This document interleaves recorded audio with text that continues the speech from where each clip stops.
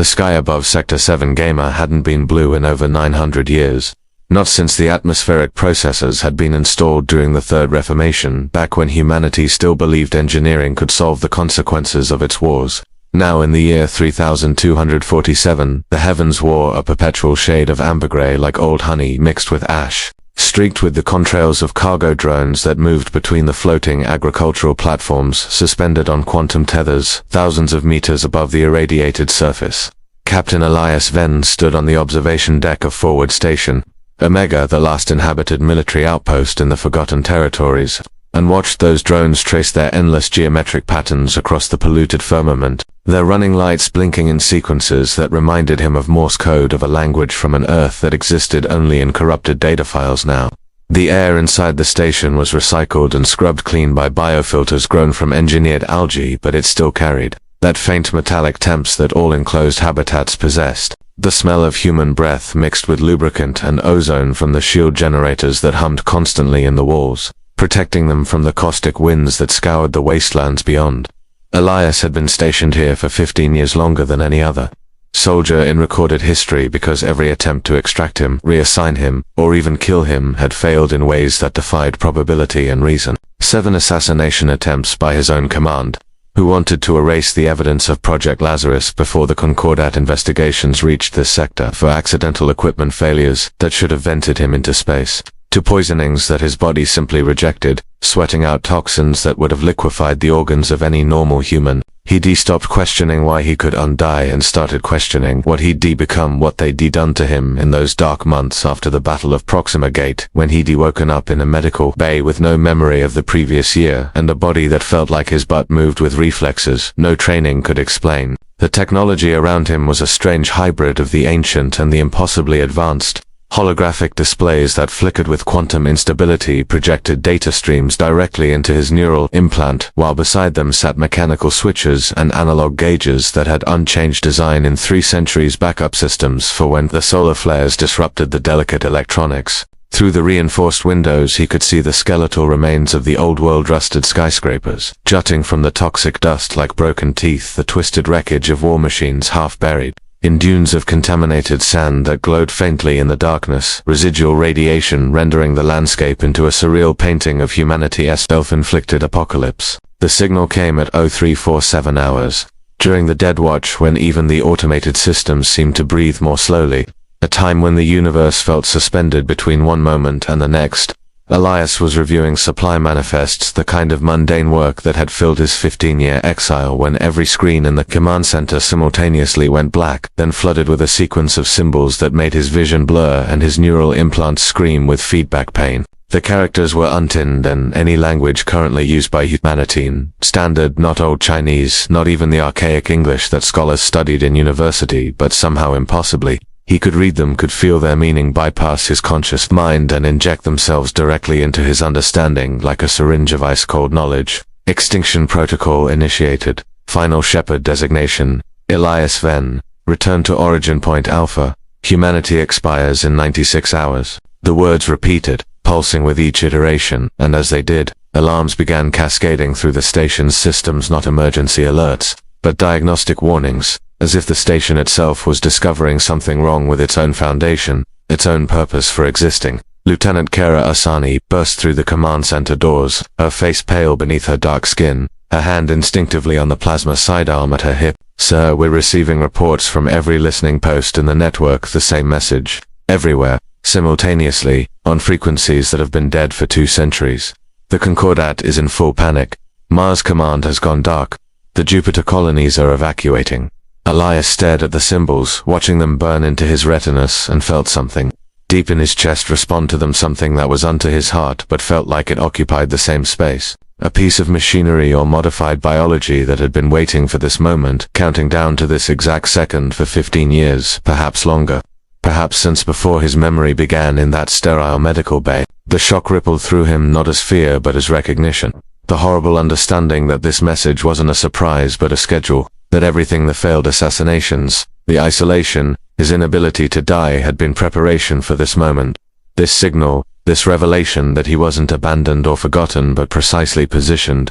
Like a chess piece that finally understood the game being played on a board too vast to comprehend. Elias left the station within the hour, taking nothing but his combat exosuit and a single data chip that contained the coordinates embedded within the Extinction Signal, a location deep in the scorched territories, a region so contaminated and so thoroughly destroyed during the final corporate wars that it had been declared permanently uninhabitable, and sealed behind military quarantine for over 400 years, its very existence scrubbed from civilian maps and educational databases. The journey required commandeering a decrepit atmospheric shuttle, one of the old military transports that still used chemical rockets, because the electromagnetic interference in the scorched territories fried anything with advanced circuitry, its hull scarred with impact craters and patched with mismatched alloy plates that made it look like a flying junkyard held together by prayer and outdated engineering. Kara insisted on accompanying him despite his orders to remain behind, her loyalty outweighing her survival instinct, and together they descended through layers of toxic cloud cover that scraped against the shuttle S-shields with sounds like screaming metal past the floating platforms where the last farmers tended their hydroponic crops in hermetically sealed domes, down toward a surface that satellites had photographed, but no human had walked upon in centuries. The radiation sensors went insane as they approached ground level, their needles pinned at maximum, but Elias felt nothing, his modified body processing the gamma rays and exotic particles as easily as breathing, while Kara's suit struggled to maintain its integrity, its power cells draining at 3 times the normal rate just to keep the shielding active. The landing site was a crater within a crater, geological scars within geological scars, and as they disembarked into the howling radioactive wind, Elias saw the structure rising from the center like a monument to forgotten sins, a massive underground complex. Its entrance, a perfectly circular tunnel descending into darkness, surrounded by warning signs in 17 dead languages, all saying the same thing in symbols that predated modern civilization. What sleeps here must never wake.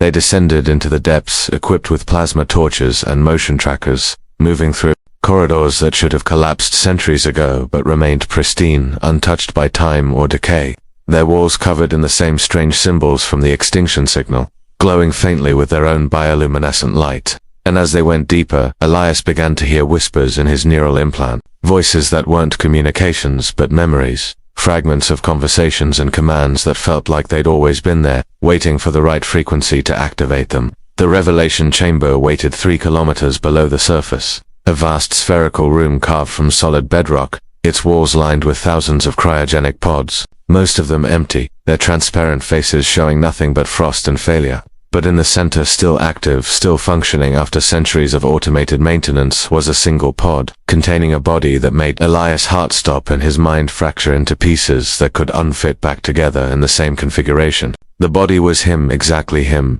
down to the scar on his left shoulder from a training accident that happened when he was 19.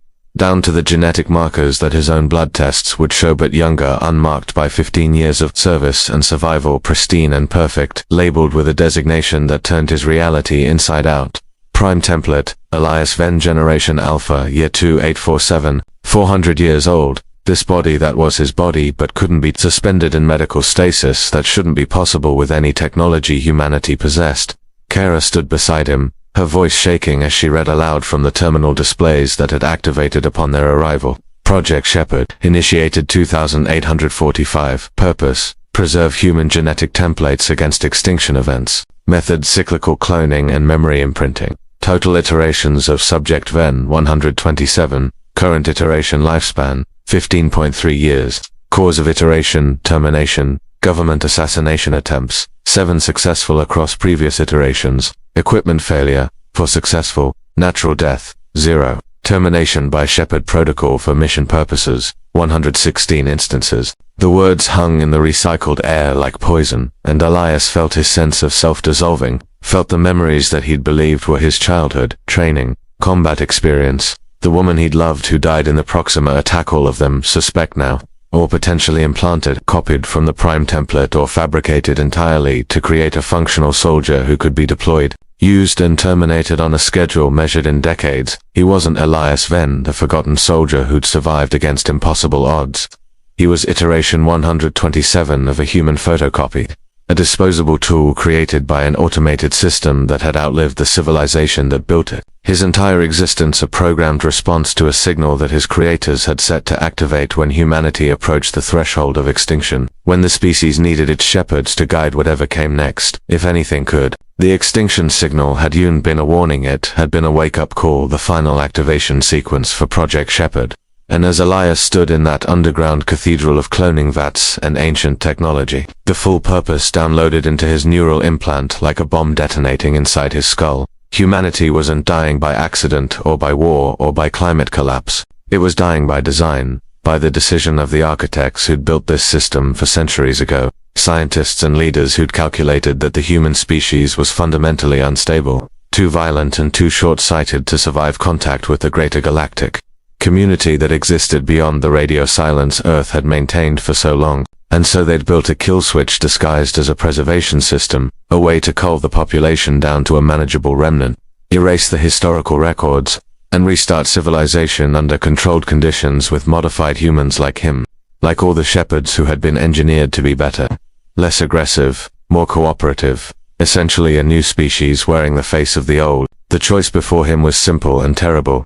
Activate the completion sequence, release the biological agents stored in the facility's deep vaults that would sterilize 99.7% of humanity within 72 hours, sparing only those with the genetic markers his creators had deemed worthy, becoming the executioner of his own species in service to a vision he'd never consented to, or destroy the facility, abort the extinction protocol, and let humanity continue its chaotic, violent, beautiful trajectory toward whatever end it chose for itself, knowing that without the Shepherd intervention, the probability of total extinction within 50 years approached certainty, according to models that had been running in quantum processes since before his prime template was born. Elias looked at Kara, saw in her eyes the same horror and defiance he felt, and made a decision that no iteration before him had been programmed to consider. He set the facility to self-destruct, to take its secrets and its clone army and its genocidal protocol down into the radioactive Earth where it belonged, grabbed Kara's hand and ran through collapsing corridors as the ancient structure began to tear itself apart. The charges he set using the facility's own maintenance systems, creating a chain reaction that would bury this nightmare under 1,000 meters of molten rock. They reached the surface as the ground heaved and cracked, the shuttle barely lifting off before the crater became a new volcano. And as they climbed through the toxic atmosphere toward the ember-gray sky, Elias felt the neural implant go silent for the first time in his remembered life. The connection to the Shepherd network severed, leaving him truly alone in his own head, truly himself, despite being a copy of a man who'd died centuries ago. And he realized that maybe that's all anyone ever was, a collection of copied ideas and inherited memories trying to make new choices in the brief light between oblivion. And he made his choosing the messy survival of a flawed humanity over the sterile perfection of extinction disguised as salvation.